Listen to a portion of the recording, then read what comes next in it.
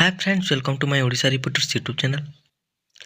आपण मानकु मु अनुरोध करुचे जे आपण माने मो वीडियो को शेष पर्यंत देखंतु बुझी पारिबे मंडीर किछि गुरुत्वपूर्ण खबर के मु नेकी आसीची। तो चलो देरी न कर से वीडियो को स्टार्ट करिया।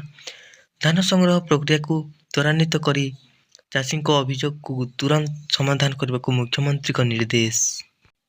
नया सरकार गठनर 6 मास पूर्ण हेउची।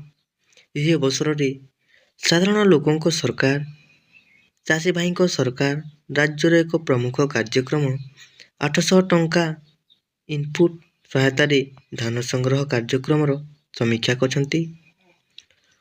लोकसेवा भवन रे धान संग्रह व्यवस्थार समीक्षा करी मुख्यमंत्री कहते जे राज्य सरकार एही 6 मास मध्य अनेक योजना सफलतार सह कार्यकारी करिसंती।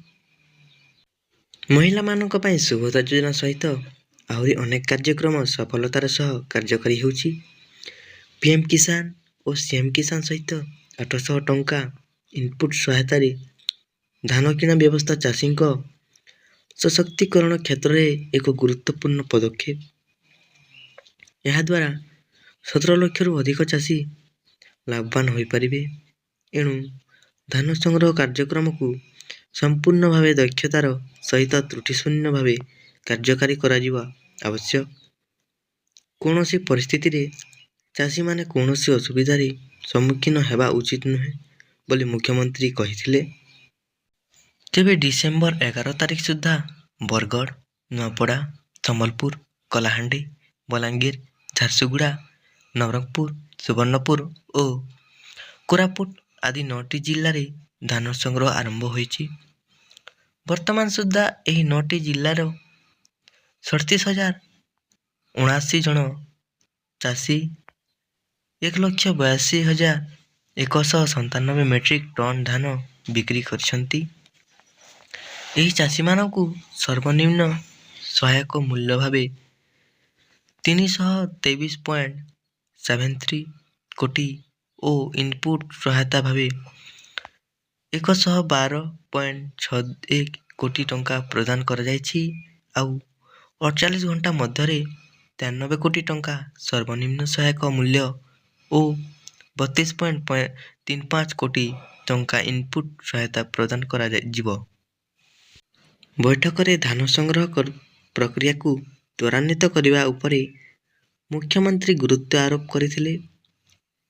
सोसाइटी स्तरीय धान किणा कमिटी गुड़िकु आहुरी सक्रिय करबा पई से कहिथिले। चाषी मानकु अधिक सचेतन करबा और सेमानंको पई सब प्रकार सुविधार व्यवस्था करबा को से परामर्श देथिले।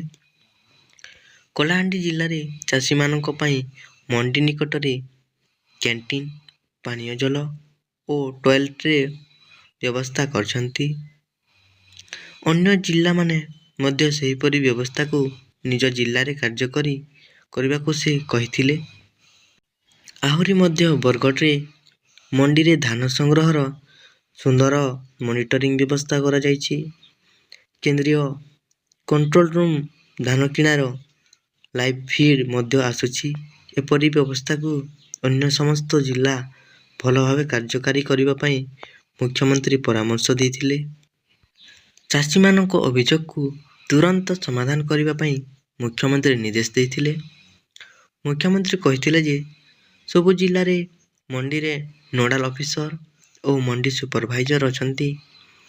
सेमाने जेपरि चाषींकर जदि किछि अभियोग थाए ताको सुनानी करी समस्यार समाधान करिवे। तेबे सीमानकर व्यवस्था उपरे भरोसा बढ़िबो। एहा सहित दलाल माने जेपरि कोनोसी परिस्थिति रे चाषी को फायदा न उठाई पारिबे सेति पई सीमाननको उपरे तीक्ष्ण नजर रखिबा को से निर्देश देथिले। बैठक रे टोकन व्यवस्था, टैगिंग व्यवस्था, मिलर मानक सहयोग एवं अन्यान्य विषय उपरि आलोचना होइथिला। समीक्षा रे वर्चुअल मोड रे जोग देइथिबा विभिन्न जिल्लार जिल्लापाल मानक सहित धान संग्रह व्यवस्था उपरे आलोचना करा जायथिला। बैठक रे अन्य मानक मध्य रे उपमुख्यमंत्री कनक वर्धन सिंह देव, उपमुख्यमंत्री प्रभाती परिड़ा, ରାଜସ୍ୱ ବିପର୍ଯ୍ୟୟ ପରିଚାଳନା ମନ୍ତ୍ରୀ ସୁରେଶ ପୂଜାରୀ, ପୂର୍ତ୍ତ ମନ୍ତ୍ରୀ ପୃଥ୍ୱୀରାଜ ହରିଚନ୍ଦନ, ଖାଦ୍ୟ ଯୋଗାଣ ଓ ଖାଉଟି କଲ୍ୟାଣ ମନ୍ତ୍ରୀ କୃଷ୍ଣଚନ୍ଦ୍ର ପାତ୍ର, ପଞ୍ଚାୟତି ରାଜ ଓ ପାନୀୟ ଜଳ ମନ୍ତ୍ରୀ ରବି ନାୟକ, ସମବାୟ ମନ୍ତ୍ରୀ ପ୍ରଦୀପ ବଳ ସାମନ୍ତ ପ୍ରମୁଖ ଆଲୋଚନାରେ ଭାଗ ନେଇଥିଲେ। ଉନ୍ନୟନ କମିଶନର ଅନୁଗର୍ଗ, ମୁଖ୍ୟମନ୍ତ୍ରୀଙ୍କ ଅତିରିକ୍ତ ମୁଖ୍ୟ ଶାସନ ସଚିବ ନିକୁଞ୍ଜ ବିହାରୀ ଧଳ, ରାଜସ୍ୱ ବିଭାଗର ଅତିରିକ୍ତ ମୁଖ୍ୟ ଶାସନ ସଚିବ ଡି.କେ. ସିଂ, ପୋଲିସ ମହାନିର୍ଦ୍ଦେଶକ ୱାଇ.ବି. ଖୁରାନିଆ ଓ ଅନ୍ୟ ବରିଷ୍ଠ ଅଧିକାରୀ ମାନେ ଉପସ୍ଥିତ ରହି ଆଲୋଚନା ଅଂଶଗ୍ରହଣ କରିଥିଲେ। ଫ୍ରେଣ୍ଡସ୍, ଆପଣଙ୍କୁ ଯଦି ଏମିତି ଖବର ଶୁଣିବାକୁ ଭଲ ଲାଗୁଛି ତାହେଲେ ମୋ ଚ୍ୟାନେଲକୁ ଟିକେ ସବସ୍କ୍ରାଇବ୍ କରିନେବେ, କାହିଁକିନା ଆପଣମାନେ ଯଦି ସବସ୍କ୍ରାଇବ୍ କରିବେ ବୋଲେ ମୁଁ ଆହୁରି ଭଲ ଭଲ ଖବର ଆପଣମାନଙ୍କୁ ପହଞ୍ଚିବାକୁ ମୁଁ ପ୍ରୟାସ କରିବି। ଆଉ ଆପଣ ମୋ ଭିଡ଼ିଓକୁ ଶେଷ ପର୍ଯ୍ୟନ୍ତ ଦେଖିଥିବାରୁ ମୁଁ ଦିଲ୍ ସେ ଧନ୍ୟବାଦ ଜଣାଉଛି।